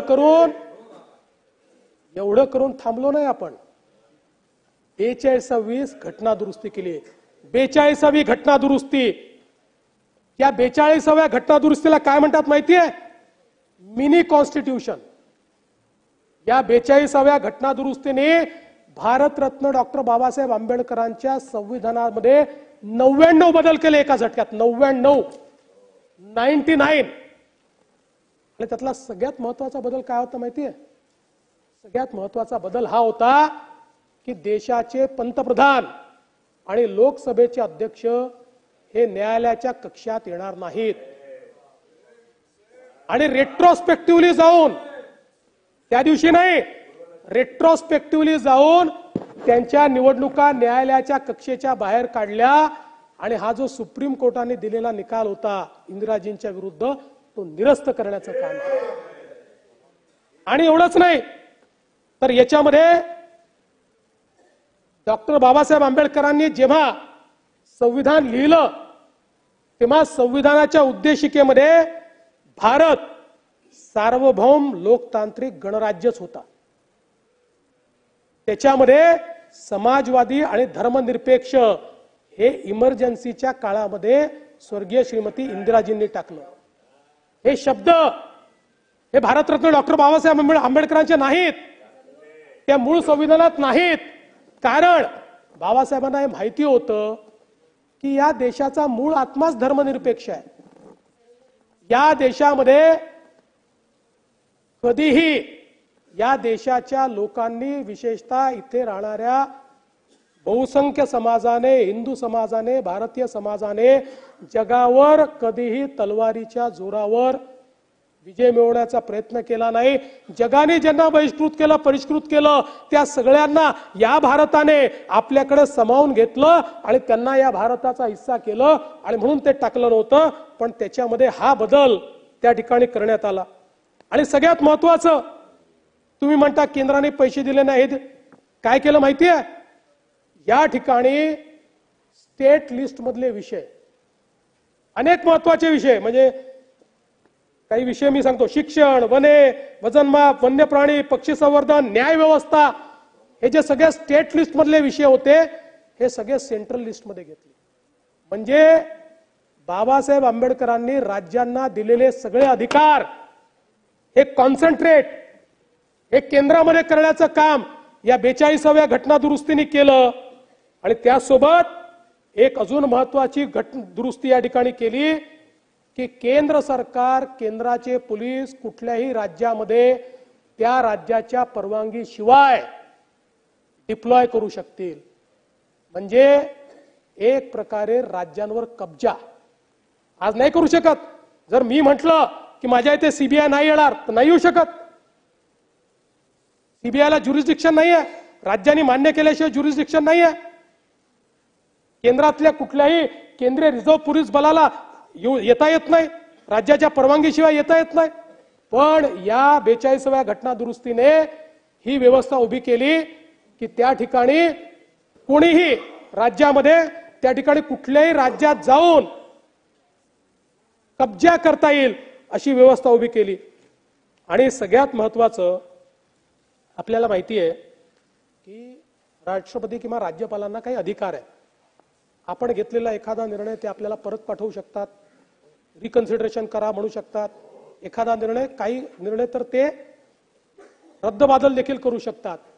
पण या 42व्या घटना दुरुस्तीने सांगितलं, राष्ट्रपती कठपुतली, एकदा निर्णय घेतला आणि तो राष्ट्रपतीकडे गेला तर राष्ट्रपतींनी तो सहीच केला पाहिजे, मान्यच केला पाहिजे. No reconsideration, no rejection. म्हणजे याला म्हणतात कॉन्सन्ट्रेशन ऑफ पॉवर. हे जे सेपरेशन ऑफ पॉवर केलं होतं ना डॉक्टर बाबासाहेब आंबेडकरांनी, ते तहस नहस केलं आणि सगळे अधिकार आपल्याकडे घेण्याचं काम या निमित्ताने करण्यात आलं. आणि एवढंच नाही तर बाबासाहेब आंबेडकरांनी जे सांगितलं होतं, directive principle of state policy हे नंतर येईल, पहिल्यांदा मूलभूत अधिकार येतील. मूलभूत अधिकार आणि त्याकरता आर्टिकल 32, मी मगाशी त्यांचं भाषण वाचून दाखवलं. या अमेंडमेंटनी सांगितलं मूलभूत अधिकार नंतर, आधी directive principle of state policy येतील. आणि directive principle of state policy प्रमाणे आम्ही जर कायदे केले तर न्यायालयाला त्याच्यावर रिव्ह्यू करण्याचा अधिकारच असणार नाही. म्हणजे जे बाबासाहेबांनी सांगितलं भाषणामध्ये, आर्टिकल 32 जे माझ्या सगळ्यात हृदयाच्या जवळचं आहे, त्या आर्टिकल 32 वापरण्याचा अधिकार हा या 42व्या घटना दुरुस्तीने काढून टाकला. नो रिट ज्युरिस्डिक्शन, हायकोर्टात नाही, सुप्रीम कोर्टात नाही. अशा प्रकारची व्यवस्था म्हणजे न्यायालय काय सांगता तुम्ही न्याय व्यवस्थेचं अरे न्याय व्यवस्था संपवून टाकली. या देशामधली न्याय व्यवस्था ही केवळ व्यक्तीच्या हातामध्ये केंद्रित करण्याचं काम हे या 42व्या घटना दुरुस्तीने या ठिकाणी केलं. आणि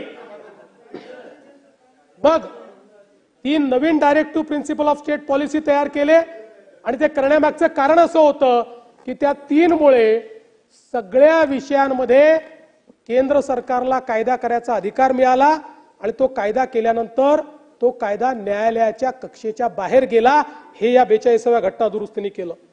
आणि म्हणूनच म्हणजे 99 सगळी कलम सांगत नाही पण प्रमुख कलम मी या ठिकाणी सांगितलेली आहे. त्यानंतर सरकार गेलं, जनता सरकार आलं, त्यांनी 44व्या घटना दुरुस्तीने यातल्या बऱ्याच गोष्टी ठीक केल्या. पण जनता सरकारला राज्यसभेमध्ये त्या ठिकाणी बहुमत नव्हतं, त्यामुळे पूर्ण रिव्हर्स जनता सरकार करू शकलं नाही. पण पुन्हा न्यायालयाने Minerva mills versus union of India या केसमध्ये पहिल्यांदा बेसिक स्ट्रक्चरचं जे डॉक्ट्रिन आहे हे डॉक्ट्रिन डिफाईन केलं. आणि आपण जर बघितलं तर हा प्रवास कसा आहे, गोलकनाथच्या केसमध्ये ज्युडिशियरीने सुप्रीमसी एस्टॅब्लिश केली.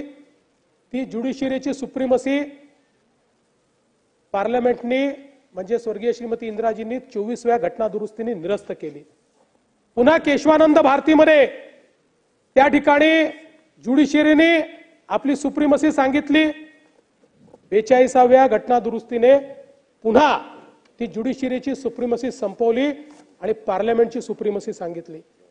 पण मिनर्वा मिल्स केस यापेक्षा वेगळी आहे. मिनर्वा मिल्स केसने सांगितलं ज्युडिशियरी पण सुप्रीम नाही, पार्लमेंटही सुप्रीम नाही, केवळ आणि केवळ संविधान सुप्रीम आहे. आणि संविधानाची सभागृहाची कामकाजाची वेळ आजचं कामकाज संपेस्तोपर्यंत वाढवण्यात येत आहे.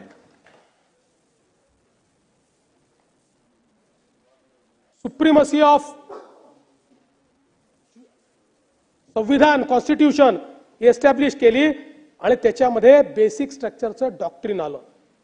आणि मग त्याच्यात बेसिक स्ट्रक्चरचं डॉक्ट्रिन काय आहे तर संविधान सर्वोच्च, संसदही नाही आणि न्यायपालिका पण नाही.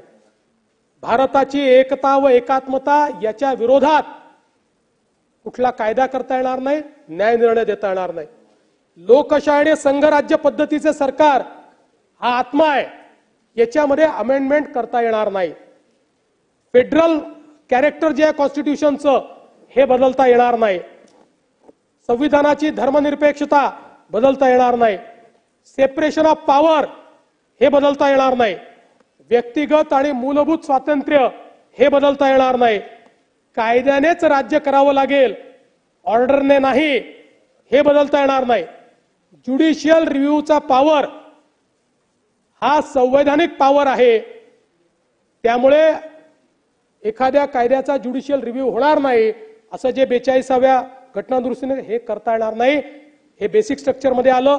संसदीय पद्धत, समतेचे नियम, फ्री अँड फेअर इलेक्शन, संसदेला संविधान संशोधनाचे मर्यादित अधिकार आणि रिट ज्युरिस्डिक्शन या गोष्टी नॉन निगोशिएबल आहेत. मिनर्वा मिल्स केसमध्ये सांगितलं या गोष्टी नॉन निगोशिएबल आहेत, याच्यामध्ये परिवर्तन करता येणार नाही. त्यामुळे संविधान बदलणार असा टाहो फोडणाऱ्यांनी आणि छाती बडवणाऱ्यांनी हे समजून घेतलं पाहिजे की आता संविधान बदलण्याचा अधिकार कोणालाच नाही. हे जे संविधान 1967 ते 1977 सातत्याने बदलण्याचं काम त्या कालखंडात झालं. त्यामुळे सुप्रीम कोर्टाने शेवटी हे लक्षात घेतलं की संविधानातली लवचिकता ही जर अशीच राहिली आणि याचं योग्य इंटरप्रिटेशन झालं नाही तर जे बाबासाहेबांनी सांगितलंय की कुठलंही संविधान वाईट नसतं, संविधान वागवणारे कसे आहेत याच्या आधारावर ते संविधान चांगलं किंवा वाईट ठरतं हे 67 ते 77च्या काळात पाहिल्यानंतर या मिनर्वा मिलच्या केसमध्ये त्या ठिकाणी खऱ्या अर्थानं हा निर्णय झाला. आणि म्हणून लक्षात ठेवलं पाहिजे की आता जोपर्यंत चंद्र आणि सूर्य आहे तोपर्यंत भारताचं संविधान कोणीच बदलू शकत नाही. जयंतराव, पुढच्या निवडणुकांकरता नवीन काहीतरी कॉइन करा, नवीन नरेटिव्ह तयार करा. संविधानाला खतरा नाही आहे, खतरा झाला होता तो संपलेला आहे. आता कोणीही खतरा करू शकत नाही. त्यामुळे दुसऱ्या कुठल्या तरी गोष्टीवर आपली एनर्जी ही आपण खर्च करावी असं मला वाटतं. दुसरी म्हणजे आपण बघा, फरक एवढाच आहे संविधानामध्ये की शहाबानोचा दिलेला निकाल बदलण्याकरता तुम्ही संविधान बदललं आणि 3 तलाक संपवण्याकरता आम्ही त्या ठिकाणी संशोधन केलं. आणि म्हणून सीतेची मुक्तता दाखवली आहे संविधानाने. सीतेची मुक्तता जी दाखवली आहे ना ती या कारणाने त्या ठिकाणी संविधानाने दाखवलेली आहे. आपल्याला माहिती आहे 370 कलम हे ज्यावेळेस पंडित जवाहरलाल नेहरूंनी आग्रह केला की हे कलम घातलं पाहिजे, डॉक्टर बाबासाहेब आंबेडकरांनी सांगितलं मी ड्राफ्टच करणार नाही, I will not draft it. त्यांनी सांगितलं की तुम्ही त्या ठिकाणी रस्ते आमच्याकडनं बनवून घ्यायचे, रेशन आमच्याकडनं घ्यायचं, सोयी आमच्याकडनं घ्यायच्या, सगळ्या गोष्टी आमच्याकडनं घ्यायच्या आणि संविधानाचं स्वतंत्र संविधान आणि स्वतंत्र राष्ट्राचा दर्जा मिळवायचा हे मला मान्य नाही. आणि मग खूप त्याच्यावर चर्चा झाल्या आणि शेवटी मग डॉक्टर बाबासाहेब आंबेडकरांनी एकाच गोष्टीवर मान्यता दिली की हे कलम परमनंट असणार नाही, हे टेम्पररी असेल. आणि म्हणूनच ते बाबासाहेबांचं स्वप्न नरेंद्र मोदीजींनी पूर्ण केलं आणि 370 कलम हे त्या ठिकाणी संपवण्याचं काम केलं. खरं म्हणजे 2015 पासून आपण संविधान दिवस पाळणं चालू केलं. हर घर तिरंगा, आता हर घर संविधान, अशा प्रकारचा आता आपण एक कार्यक्रम हातामध्ये घेतलेला आहे. आणि मला सांगताना आनंद वाटतो की आता आपल्या पाठ्यपुस्तकांच्याही कव्हरवर मागे किंवा आतमध्ये संविधानाची उद्देशिका आपण छापतो आहे, जेणेकरून आपल्या मुलांना ती वाचता आली पाहिजे. आणि एवढंच नाही तर आपण मूल्य शिक्षण सुरू करतोय. ही मूल्य संवैधानिक मूल्य आहे. आपल्या शालेय शिक्षणामध्ये संवैधानिक मूल्य शिकवण्याकरता आता आपण त्याचं देखील एक काम अत्यंत महत्वाचं सुरू केलेलं आहे. आपल्या 434 ITI मध्ये संविधान मंदिराची निर्मिती आपण केली आहे. मंत्रालयाच्या त्रिमूर्ती प्रांगणात संविधान मंदिर आपण त्या ठिकाणी तयार केलेलं आहे. आणि प्रत्येक तालुक्यामध्ये आपण संविधान भवन त्या ठिकाणी उभारणार आहोत. खरं म्हणजे जयंतराव आणि नानाभाऊ, आपण सांगितलं जज इकडे काय राज्यसभेचे सदस्य होतात वगैरे, परंपरा याची नाही आहे काही. न्यायमूर्ती MC छागला 1947 ते 58 हे जज होते. त्याच्यानंतर मग राजदूत झाले आणि मग शिक्षण आणि परराष्ट्र मंत्री झाले काँग्रेसच्या सरकारमध्ये. न्यायमूर्ती KS हेगडे हे आधी राज्यसभेवर गेले, मग जज झाले, मग लोकसभेवर गेले. न्यायमूर्ती Koka Subbarao chief justice of India हे राष्ट्रपतीची निवडणूक त्यांनी लढवली. न्यायमूर्ती बहरुल इस्लाम काँग्रेसकडनं राज्यसभा, मग पुन्हा आसाम हायकोर्टात गेले, मग 1980 मध्ये निवृत्त झाले, पुन्हा सुप्रीम कोर्टात निवृत्ती झाली 83 मध्ये, मग पुन्हा लोकसभेचे उमेदवार झाले काँग्रेसचेच आणि मग काँग्रेसने पुन्हा राज्यसभेत पाठवलं. न्यायमूर्ती मोहम्मद हिदायतुल्ला 1968 ते 80 मग कार्यकारी राष्ट्रपती झाले, मग राष्ट्रपती देखील झाले.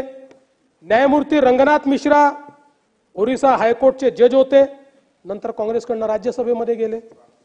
विजय बहुगुणा आधी जज होते, नंतर मुख्यमंत्री झाले. त्याच्यामुळे ही काही परंपरा आता इथेच आपले न्यायमूर्ती अभय ठिपसे काँग्रेसमध्ये प्रवेश केला ना 2018 साली. त्यामुळे ही काही परंपरा नवीन नाही आहे. मला असं वाटतं की एक लक्षात ठेवा, इतिहास विसरता तुम्ही, आणि जे इतिहास विसरतात त्यांना वर्तमान असतं पण त्यांना भविष्य नसतं. जे इतिहास विसरतात त्यांचा भूगोल कधीच शाबूत राहत नाही. आणि म्हणून इतिहास लक्षात ठेवा. या देशाच्या या संविधानावर ही जी संकट आली, त्या संकटांमुळे हे संविधान इतकं परिपक्व झालेलं आहे की या संविधानाशी कोणी छेडछाडही करू शकत नाही आणि या संविधानाला कोणी त्या ठिकाणी मला असं वाटतं की काही अपाय देखील करू शकत नाही. खरं म्हणजे लक्षात ठेवा, हे शतक भारताचं शतक आहे. ज्या प्रकारे भारताची प्रगती चाललेली आहे, आज लोक असं म्हणतात की what is world, America, China आणि इंडिया इज वर्ल्ड. आज जग या 3 देशांच्या भोवती त्या ठिकाणी पूर्णपणे सिमटलेलं आपल्याला पाहायला मिळत आहे. आणि मला असं वाटतं की या संपूर्ण आपल्या वाटचालीमध्ये आणि भारताच्या या युगामध्ये भारतातल्या प्रत्येक व्यक्तीचं विकासाचं अस्त्र जर काही असेल तर ते भारताचं संविधान आहे. आणि म्हणून एक अतिशय सुंदर, न्याय देणारं, प्रत्येकाच्या स्वप्नांना पंख देणारं, जगातलं सर्वोत्तम संविधान दिल्याबद्दल भारतरत्न डॉक्टर बाबासाहेब आंबेडकर यांचे शतशः आभार मानतो, त्यांना शतशः नमन करतो, या संविधानाला शतशः नमन करतो आणि माझं बोलणं संपवतो. धन्यवाद.